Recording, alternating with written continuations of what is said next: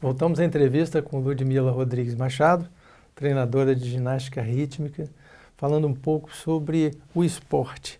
No bloco anterior, falamos um pouco o que é a ginástica rítmica. Agora, a gente entender assim, como que as crianças, né, as pessoas podem procurar a ginástica rítmica, as pessoas que se interessam. Porque tem um aspecto que é a competição, né? E tem o outro que é uma educação física. Eu recomendo as crianças a partir de 7, 8 anos a iniciar os estudos da ginástica. A princípio, qualquer criança pode fazer ginástica. A ginástica ela desenvolve, acima de tudo, a disciplina e coordenação, ritmo, equilíbrio.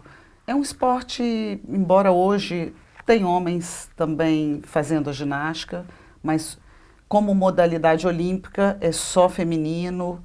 Então eu acho que desenvolve a feminilidade, a graça, a beleza, um esporte de muita beleza. Sim. Começa bem pequenininho, você tem um tempo maior, né, para desenvolver. Chega a um certo ponto que realmente para competição a gente faz uma seletiva muito séria e aí a criança tem que ter habilidades corporais que são muito importantes. A flexibilidade é uma delas, flexibilidade de pernas, de coluna. Porque isso pode ser treinado, mas tem certas habilidades que são inerentes do próprio corpo da pessoa. A gente diz que é o corporal. São essas habilidades mesmo. A criança já tem que nascer com elas. A gente faz logo um teste, né, de flexibilidade com criança para entrar na ginástica. Pode ser melhorada, sim, mas é importante que ela já tenha um pouco disso, porque vai ser muito exigido, né? E como que é treinar uma equipe assim, principalmente para a área de competição? Exige muita disciplina, né? Exige muita disciplina, muitas horas de treinamento por dia, praticamente todos os dias na semana. A gente não para em férias, não tem feriado, não tem sábado. Ginastas são diferentes. As meninas vão para a festa, vão para a praia, as ginastas vão para o treino. Mas não tem uma vida social também? Elas têm uma vida social, muita disciplina. Elas têm que dormir cedo, elas têm que acordar cedo. As meninas que estão em alto rendimento, já mocinhas ou indo para a fase adulta, elas não bebem, elas têm uma vida mais regrada, elas têm que cuidar da alimentação, elas têm que cuidar do corpo, porque é uma estética, né, que fala muito. Porque tem toda essa beleza dos movimentos, né? Vou mostrar um pouquinho algumas cenas aqui.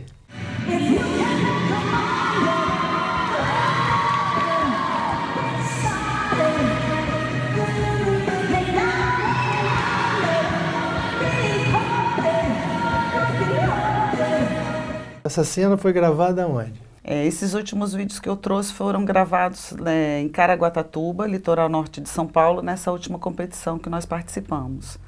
Sim. Então tem a Fernanda mostrando um pouquinho da série de mãos livres.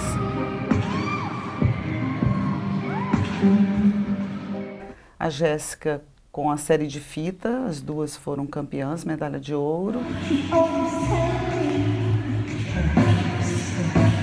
Tem a série de bola da Jéssica, onde ela faz uma música do Michael Jackson e dança um moonwalk.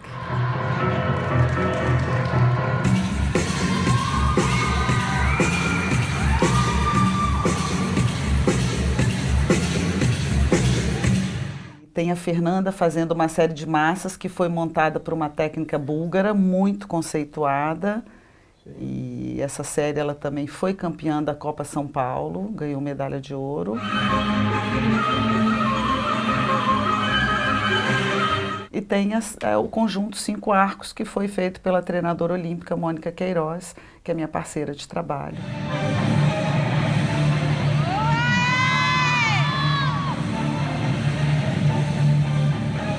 E a Mônica que é a treinadora, inclusive, também da Natália, né? Da Natália, técnica da seleção brasileira. Nessa parte de conjunto, esses movimentos encadeados de lançar o arco para cima, fazer uma cambalhota e depois pegar o arco todo numa mesma sintonia, né? Esse é um momento difícil, né? Muito difícil. É um momento que a gente fica bem apreensivo na hora da competição, principalmente lá em São Paulo, onde há uma regra um pouco diferente do brasileiro. O que eles valorizam lá, em primeiro lugar, é a música escolhida, a coreografia. O conceito mais importante deles é que não pode ter aparelho no chão. E a série, ela é composta por 4 trocas de aparelho. As 5 ginastas, elas têm que lançar os aparelhos a 3, 4 metros de altura. Os aparelhos são... Arco, onde a gente fala, não é bambolê, é arco, massas, fitas, bola e corda. São esses os aparelhos da ginástica. Ah, corda é aquelas fitas, né? Não, tem fita e tem corda. Então elas têm que lançar, trocar entre elas, e existe também o risco, que elas lançam, fazem rolamentos, giros, passagens no solo, e depois a mesma ginástica tem que recuperar o aparelho que ela lançou. Então tem que ter uma habilidade, tem que ter uma sincronia, porque, por exemplo, no final do nosso conjunto, as 5 ginastas, numa formação bem compacta, lançam esses aparelhos, fazem esses pré-acrobáticos, esses giros e passagens no solo e recuperam, e tem que manter essa formação, esse desenho coreográfico. Então elas têm que estar mais ou menos no mesmo nível, né? Não adianta você ter 3 muito boas e 2 que não tenham um desempenho adequado, né? Não, elas têm que estar todas muito bem treinadas, e a gente repete exaustivamente essas trocas, esses riscos. São os momentos de maior apreensão para a gente dentro de um conjunto. E para a treinadora, ela fica apreensiva no momento de uma competição assim? É bastante. É muito emocionante. É um momento que a gente espera, né? E torce que dê tudo certo, depois de muito tempo treinando. Por exemplo, para essa competição, nas últimas 3 semanas a gente treinou em tempo integral. Elas estavam de férias da faculdade e a gente aproveitou para treinar 8 horas por dia. Então a gente fazia o aquecimento delas de manhã, que é muito completo, porque tem que aquecer bastante, principalmente a coluna, para não machucar e para que elas consigam desempenhar também, né, a alta performance. E depois a gente treina isoladamente cada dificuldade, que são os equilíbrios, os giros e os saltos. Depois a gente treina as trocas e o risco. E existem também algumas colaborações, onde uma ginasta colabora com a outra. Uma dá apoio para a outra fazer um pré-acrobático ou para fazer uma passagem por dentro de um arco.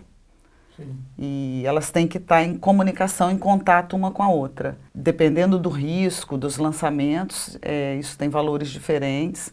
A gente vai para uma competição com uma ficha, onde tem escrito tudo o que as ginastas vão executar durante a série. Então, nessa competição, a ficha do conjunto valia 8. A gente foi com a ficha fechada, a gente tinha 8 de dificuldade. Tem a arbitragem de dificuldade e de execução. Então, a gente vai com a ficha fechada, de 8 pontos de dificuldade, e a execução vale até 10. Se elas executarem, a arbitragem conta isso que a gente colocou na ficha que a gente ia cumprir. Se elas não cumprirem, vai cortando esses pontinhos. Se elas derem algum passo extra, ou tiver que sair do lugar para recuperar um aparelho que foi mal lançado, e isso é despontuado. Nós vamos a um rápido intervalo, voltamos já com a nossa entrevista.